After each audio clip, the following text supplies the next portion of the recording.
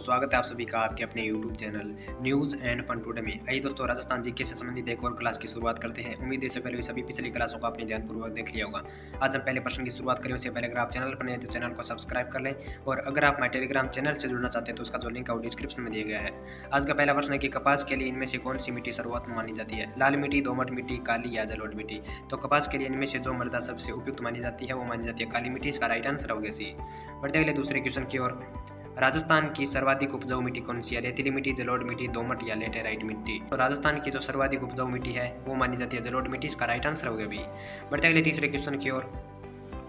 किस मिट्टी में नाइट्रोजन की कमी होती है किंतु लोहे, फास्फोरस और चूना और पोटास की दोस्तों प्रचुरता पाई जाती है? वो कौन सी मिट्टी होती है? वो होती है कछारी मिट्टी। इसका राइट आंसर होगा बी। बढ़ते अगले चौथे क्वेश्चन की ओर। चौथा क्वेश्चन है पीली मिट्टी क्षेत्रों में बोई जाने वाली जो फसल है इनमें से वो कौन सी है? चावल, सोयाबीन, मूंगफली या चना? तो पीली मिट्टी वाले क्षेत्रों में जो इनमें से जो फसल बोई जाती है वो बोई जाती है धान या चावल। इसका राइट आंसर हो गया। बढ़ते अगले पांचवें क्वेश्चन की ओर। निम्न में से कौन सी मिट्टी मक्का, चावल व गन्ने की फसल के लिए उपयुक्त मानी जाती है? तो इनमें से जो मिट्टी मक्का, चावल और गन्ने के लिए उपयुक्त मानी जाती है वो मानी जाती है दोमट मृदा। इसका राइट आंसर हो गया। बढ़ते अगले छठे क्वेश्चन की ओर। छठा क्वेश्चन है कि सेम क्या है? मिट्टी है, उर्वरक है, जलमग्नता से उत्पन्न समस्या है या घास है? तो सेम जो है दोस्तों वो जलमग्नता से उत्पन्न समस्या होती है और यह अधिकतर दोस्तों लवणीय भूमि में पाई जाती है, और राजस्थान में यह गंगानगर, हनुमानगढ़ और बीकानेर जिलों में इंदिरा गांधी नहर के किनारे पाई जाती है। बढ़ते अगले सातवें क्वेश्चन की ओर। सातवां क्वेश्चन है कि बिजोलिया किसान आंदोलन में किस जाति के किसान सर्वाधिक संख्या में थे? तो ये दोस्तों जो प्रश्न है वो सेकंड ग्रेड 2011 में पूछा गया प्रश्न है कि बिजोलिया किसान आंदोलन में इनमें से किसानों की सर्वाधिक संख्या में किस जाति से किसान आए थे? तो वो आए थे धाकड़ जाति से। इसका राइट आंसर होगा डी। बढ़ते अगले आठवें क्वेश्चन की ओर। बिजोलिया के किसानों में जागृति के लिए मित्र मंडल बिजोलिया नामक जो संगठन है उसकी स्थापना किसने की थी? यह प्रश्न दोस्तों जेल प्रहरी 2017 में पूछा गया प्रश्न है, और इसका दोस्तों राइट आंसर हो जाएगा मित्र मंडल बिजोलिया नामक जो संगठन की स्थापना की थी वह की थी साधु सीताराम दास ने। इसका राइट आंसर होगा डी। बढ़ते अगले 9वें क्वेश्चन की ओर। रूपा जी और कृपा जी जो कि धाकड़ जाति से थे उनका संबंध इनमें से किस आंदोलन से है? यह भी प्रश्न जेल प्रहरी 2017 में पूछा गया प्रश्न है, और इसका दोस्तों राइट आंसर हो जाएगा रूपा जी, कृपा जी दोस्तों धाकड़ जाति से संबंध रखते हैं, उनका संबंध है बेगू किसान आंदोलन से। इसका राइट आंसर हो गया डी। बढ़ते अगले 10वें क्वेश्चन की ओर। साधु सीताराम दास का इनमें से किस आंदोलन से संबंध रहा है? ये प्रश्न दोस्तों कॉलेज व्याख्याता 2016 में पूछा गया प्रश्न है, और इसका दोस्तों राइट आंसर हो जाएगा साधु सीताराम दास का इनमें से जिस आंदोलन से संबंध रहा है वो रहा है बिजोलिया कृषक आंदोलन से। इसका राइट आंसर हो गया सी। बढ़ते अगले 11वें क्वेश्चन की ओर।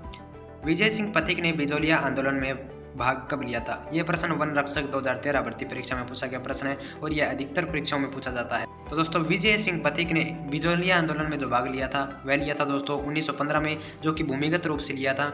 1916 में दोस्तों इन्होंने उपरमाल प्रचारणी बोर्ड की स्थापना की थी, और 1917 में इन्होंने दोस्तों जो है वो ओपन रूप से या खुले रूप से इन्होंने इस आंदोलन में शामिल होने की घोषणा कर दी थी। तो दोस्तों इसका जो राइट आंसर है वो हो जाएगा सी। बढ़ते अगले 12वें क्वेश्चन की ओर। 12वां क्वेश्चन है वर्ष 1921 में किसानों का सुअर विरोधी आंदोलन किस राज्य में चला था? जेल प्रहरी 2017 में पूछा गया प्रश्न है किसानों के द्वारा सुअर विरोधी जो आंदोलन चलाया गया था वो चलाया गया था अलवर में। इसका राइट आंसर हो गया सी। बढ़ते अगले 13वें क्वेश्चन की ओर। 13वां क्वेश्चन है कि 1927 में कुंवर मदन सिंह के नेतृत्व में किसानों ने जो आंदोलन किया था वो कहां पर किया था? यह फर्स्ट ग्रेड 2012 भर्ती परीक्षा में पूछा गया प्रश्न है कि कुंवर मदन सिंह के नेतृत्व में 1927 में जो किसानों ने आंदोलन किया था वह कहां पर किया था? तो दोस्तों ये जो आंदोलन है वो किया था करौली में। इसका राइट आंसर हो गया सी।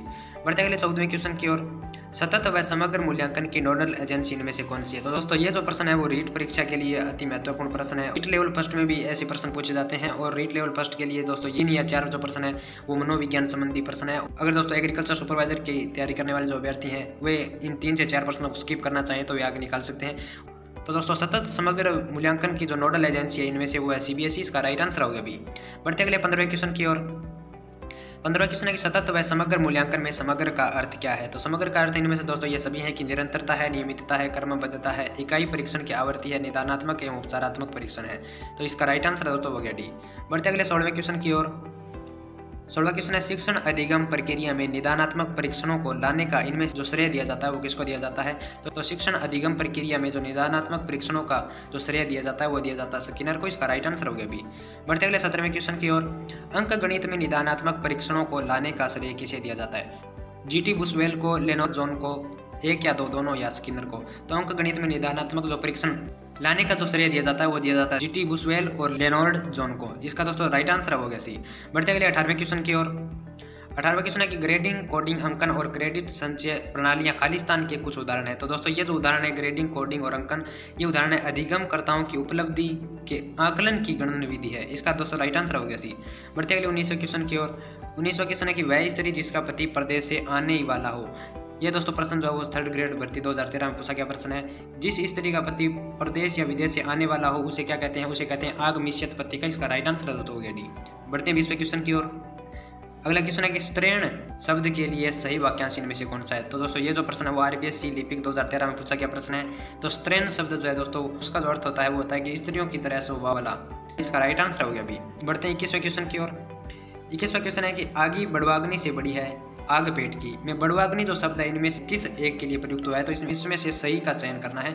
इसका दोस्तों जो राइट आंसर हो जाएगा बड़वाग्नि जो है वो समुद्र में लगने वाली आग होती है, दावानल जंगल में लगने वाली आग होती है दोस्तों, और जठराग्नि जो है वो पेट में लगने वाली आग होती है।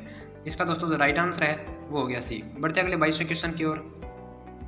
जो इंद्रियों से प्राप्त नहीं किया जा सके उसे क्या कहते हैं? ये प्रश्न 2014 में 3rd ग्रेड भर्ती परीक्षा में पूछा गया प्रश्न है कि इंद्रियों से जिसे प्राप्त नहीं किया जा सके उसे क्या कहते हैं? उसे कहते हैं अगोचर। इसका राइट आंसर हो गया बी। बढ़ते अगले 23वें क्वेश्चन की ओर। आवश्यकता से अधिक धन संपत्ति एकत्र न करना के अर्थ में कौन सा शब्द प्रयुक्त होता है? यह 2nd ग्रेड 2014 में पूछा गया प्रश्न है। आवश्यकता से अधिक जो धन संपत्ति एकत्र नहीं करता है उसे क्या कहते हैं? अपरिग्रह कहते हैं। इसका राइट आंसर हो गया। आज की इस वीडियो में दोस्तों इतना ही। आपको ये वीडियो कैसा लगा कमेंट करके जरूर बताएं, और अगर वीडियो पसंद आए तो वीडियो को लाइक करें और अपने दोस्तों के साथ शेयर करें, और अगर आप चैनल पर पहली बार आ रहे हैं तो चैनल को सब्सक्राइब कर लें। मिलेंगे इसी नेक्स्ट वीडियो के साथ, तब तक के लिए नमस्कार साथियों।